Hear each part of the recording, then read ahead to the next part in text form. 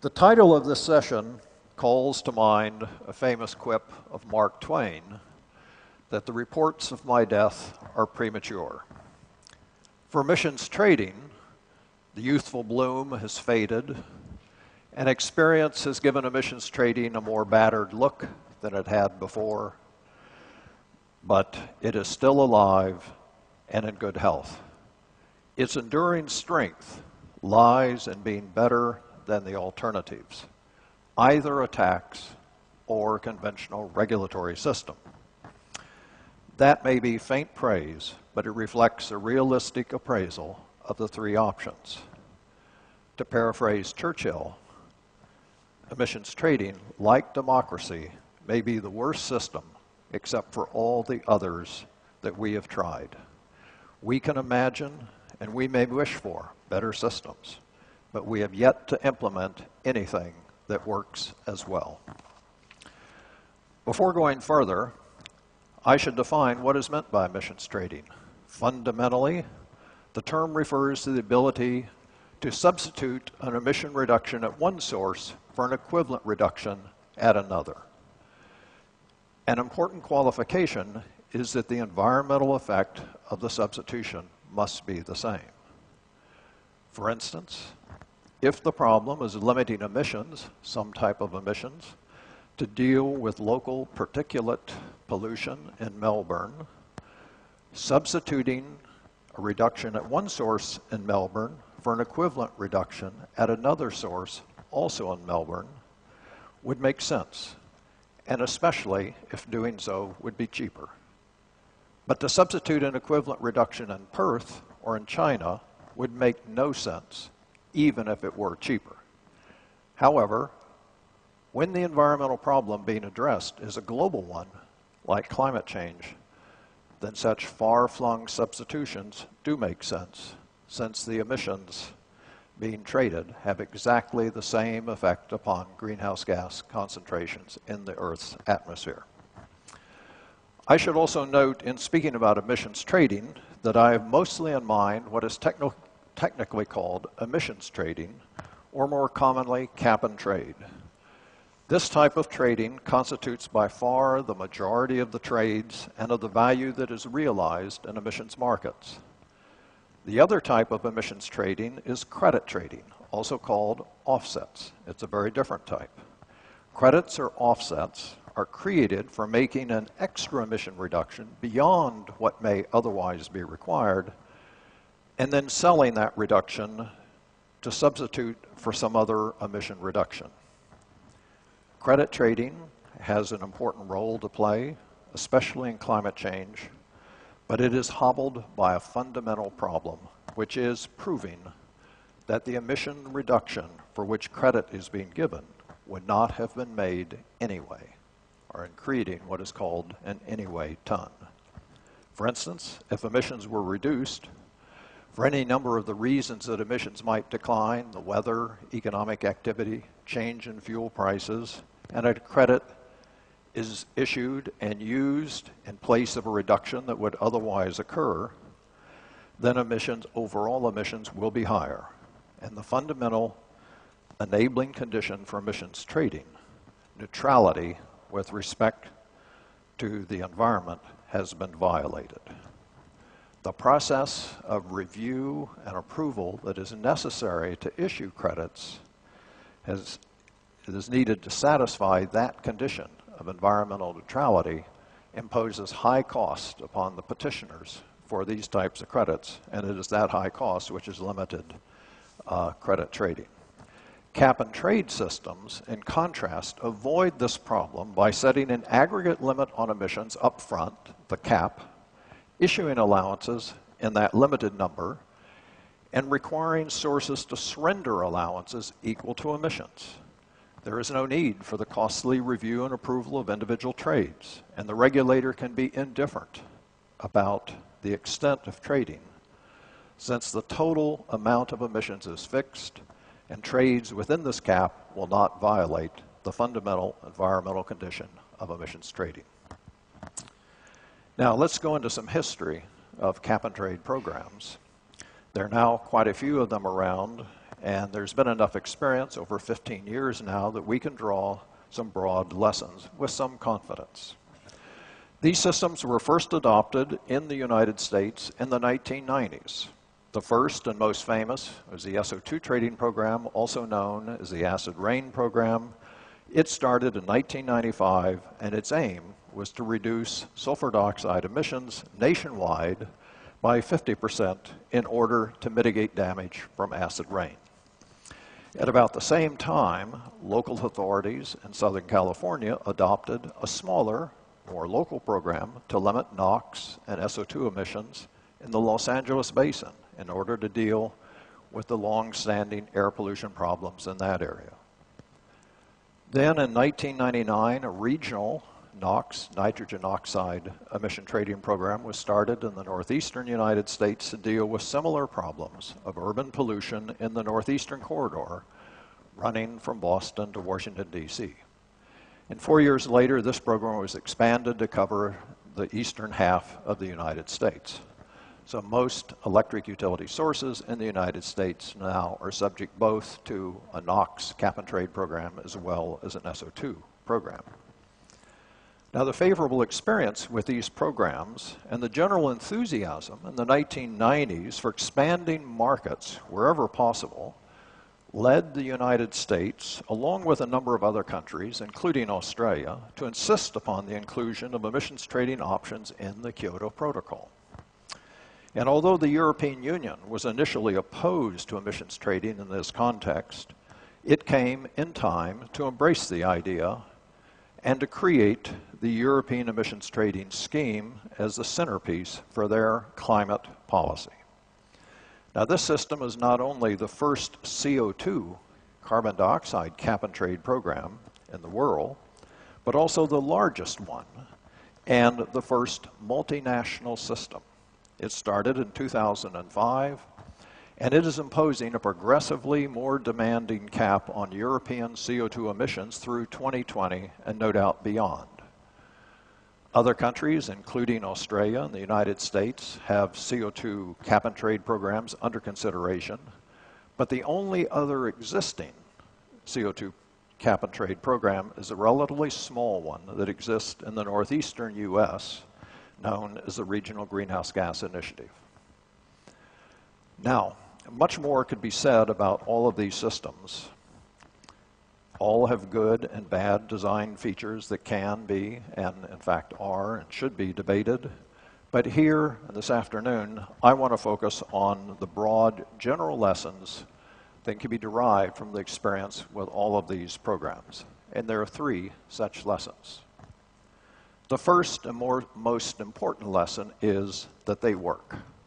They reduce emissions, and they do so at less cost than the conventional regulatory alternative. Now, how much they reduce emissions depends upon the ambition of the cap. That can vary from as much as 50%, for instance, in the US SO2 program, or a few percentage points below what emissions would otherwise have been, as it was in the initial phase of the European emission trading scheme.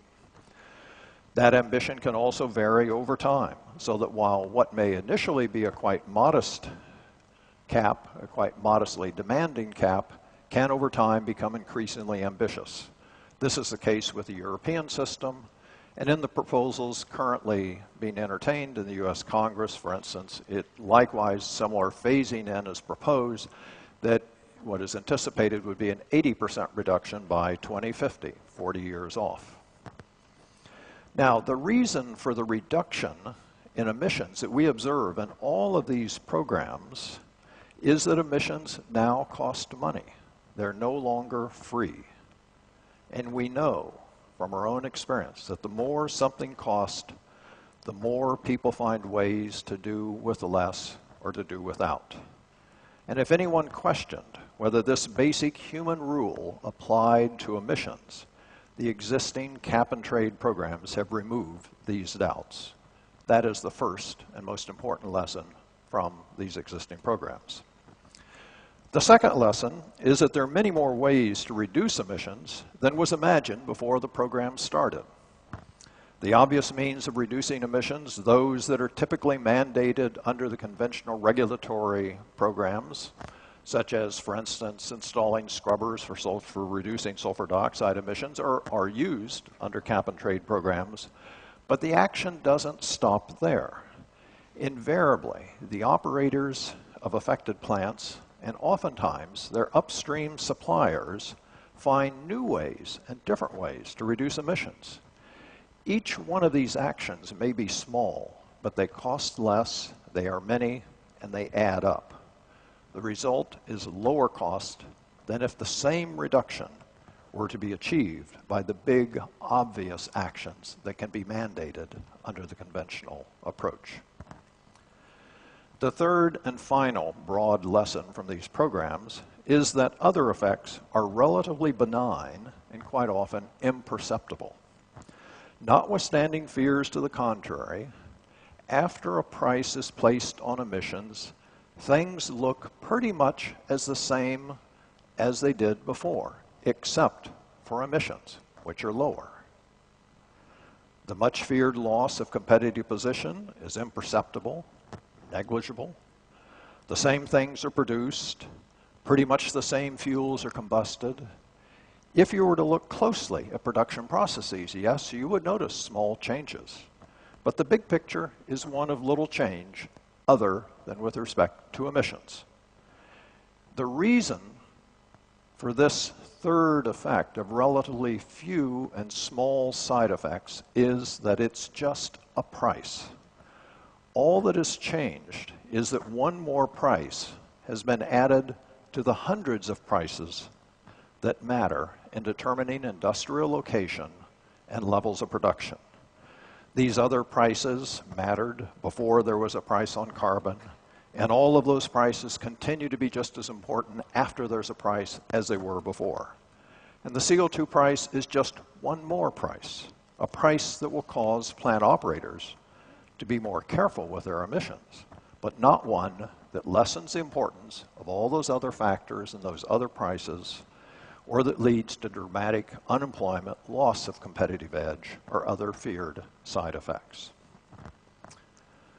Now, so far, I've spoken only about cap and trade without saying much about if anything, about what I characterized in the beginning as the less desirable alternatives.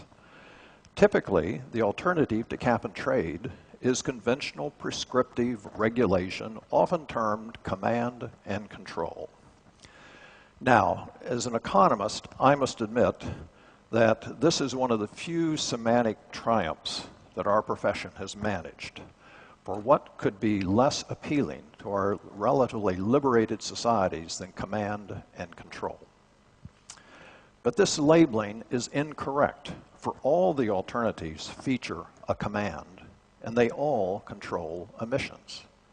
They differ in what is the command and how successfully that command controls emissions. We're all familiar with the command in conventional regulatory systems. The regulator issues some sort of mandate telling plants and people what they must do under pain of penalties established by law.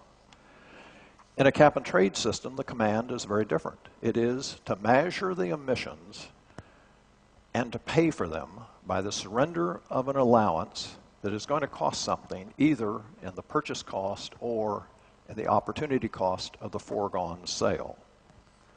The tax alternative is very similar. You still have to measure the emissions to know how much tax to pay, and then they have to be paid for, in this case, by the prescribed tax. Notably, in both of these examples, the command from the regulator does not specify how emission reductions are to be made by individual plants, nor how much they must make, or even whether they need to make an emission reduction for any given individual plant. They just have to pay for the emissions, and they must have a permit, and there's only a limited number of those permits.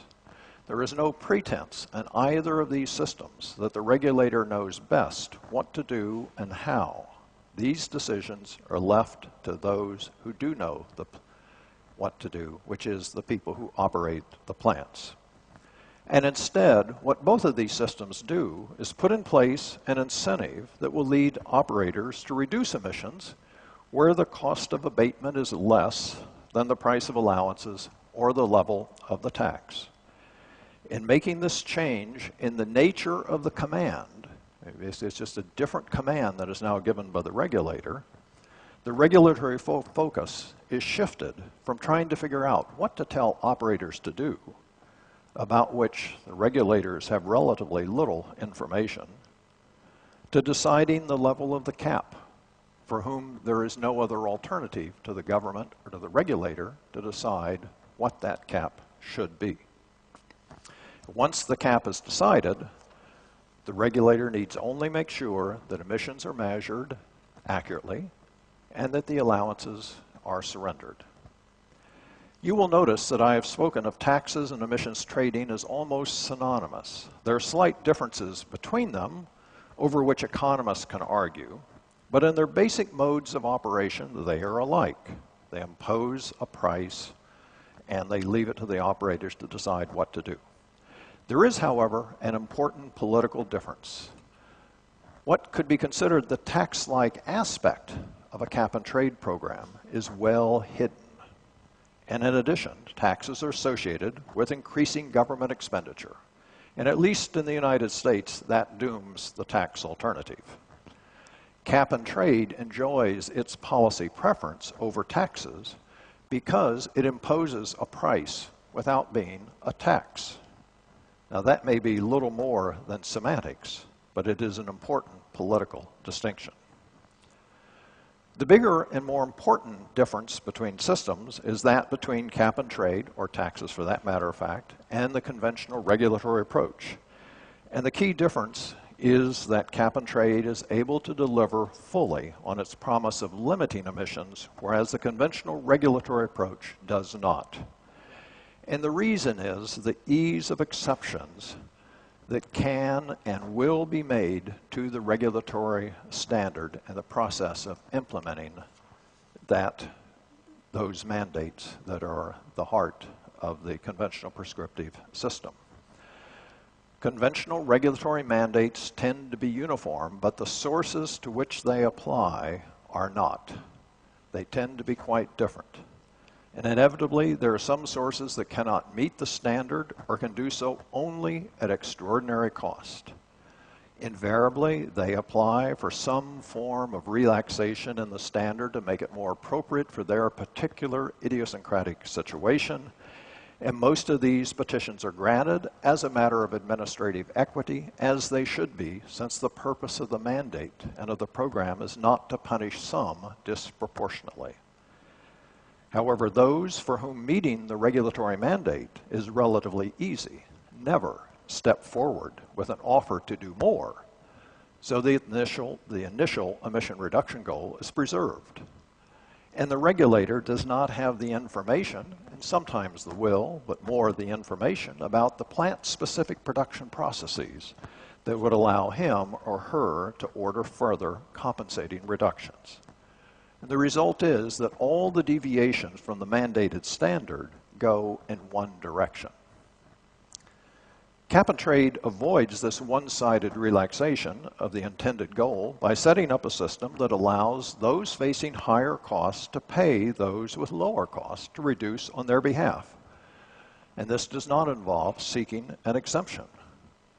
When the requirement is simply to surrender an allowance, and those allowances are readily available at a price on the market, it is in fact cheaper just to buy an allowance than to hire lawyers and to try to make one's case for an exception or some sort of exemption from the mandate that one would otherwise have to meet.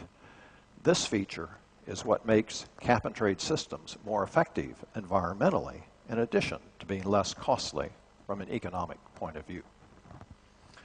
Now you may say that for all of these advantages, cap and trade is sure having a hard time as a means of dealing with climate change, at least not least in the United States. This is true, but we must be careful to distinguish between realistic appraisal and the disappointment of many resulting from Copenhagen and the recognition that President Obama cannot work wonders. Let me start with Copenhagen. by saying that I do not share the view that the results were disappointing. I thought they were mildly encouraging and laying the basis for global action on a more realistic basis. Copenhagen was a disappointment to those who see or hope for a future with transnational forms of governance and a large role for citizen participation through transnational non-governmental organizations. Whatever those prospects, and despite the globalization that we see at every turn around us, most people continue to identify themselves nationally. So the basic unit of what some global structure is going to have to be built upon the nation state. The Copenhagen Accord recognized that climate policy will move only as rapidly as the existing large nations are willing to proceed. And there are only about 20 countries that account for the vast bulk of global greenhouse emissions, and those are the countries that must be involved. Once those principal countries are engaged, others will follow, although there will always be rogue outliers, as there are in any number of policies of global concern. For the present moment in global climate policy, the U.S. is perhaps the indispensable nation. Europe has acted and established a credible means for limiting greenhouse gas emissions over time, ironically, by adopting a regulatory innovation from the United States. However, action by Europe alone is not sufficient. Others must follow, and for better or worse, all eyes are turned to the U.S., where similar measures are being seriously debated. The disappointment that many feel at the pace of progress in the U.S., both at home and abroad, stems from an incorrect political analysis of what it will take to enact a CO2 cap-and-trade program. The erroneous analysis is that former President Bush was the problem, and that once he left the scene, the way would be clear. This error in political analysis has been compounded by the dismay felt by some that the new president did not give climate policy top priority. As has now become evident, his first priority was healthcare reform, and is now reform of the financial sector. But behind this now evident lower priority is also an astute recognition of what has been the problem all along: how to reconcile the conflicting interest in a democracy of the various industries, regions of the country that must take place. And a painful fact for those who saw climate change as a partisan issue is that there is not even a simple majority within the Democratic Party, at least in the Senate, in favor of any one of the specific legislative proposals that have been developed, notwithstanding the large majority who are in favor of taking action to deal with climate problem. And within the Republican Party, there are a number of senators that would easily constitute a good-sized majority who also are in favor of taking some sort of action yet to be specified with respect to climate change. And the problem, as always, is working out the details of complex legislation in a way that allays regional and industry concerns and thereby allows a majoritarian consensus to form, which is the prerequisite of action in any democracy. Without going into details, this process is underway. Serious discussion has been engaged now for, I would say, 4 years or more. But there are going to be several more years are likely to be required to reach that sort of consensus that's going to be required. And a little noted feature, perhaps, and particularly abroad, but as well domestically, that is driving the debate in the U.S. is a Supreme Court decision of several years ago that has required the Environmental Protection Agency to propose conventional regulatory rules for addressing climate change. Now, Congress can override that decision, and the leading cap-and-trade proposals do so by exempting sources that are covered by the cap from regulation for greenhouse gases under the Clean Air Act. And both industry and the major important environmental groups recognize that a conventional regulatory approach would be costly and very slow of implementation, and it is this common view that is driving the negotiations in Congress. That doesn't mean that agreement will happen quickly, but it does mean that the conflicting interests are continuing to talk in a serious quest to agree on what I have characterized as the least worst of the alternatives. That same characterization applies on the global scene. The alternatives to globally interconnected trading schemes are either a universal carbon tax or coordinated command and control regimes.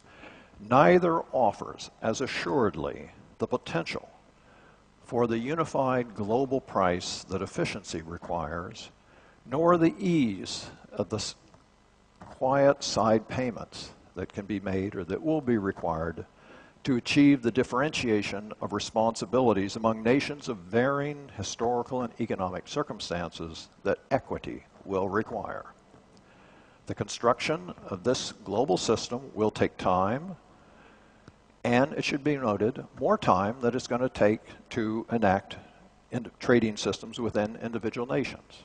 A realistic goal for a global system is not 2015, but something more like 2030. By then, it is more likely that the serious discussions now occurring in the US, Australia, Canada, Japan, and many other non-European OECD countries will have eventuated in national trading systems that would be interlinked with each other and the already existing multinational European system. And it is not implausible that China and India, rising economies and world powers, and nations that are becoming increasingly responsible players on the world scene would also be part of that global system.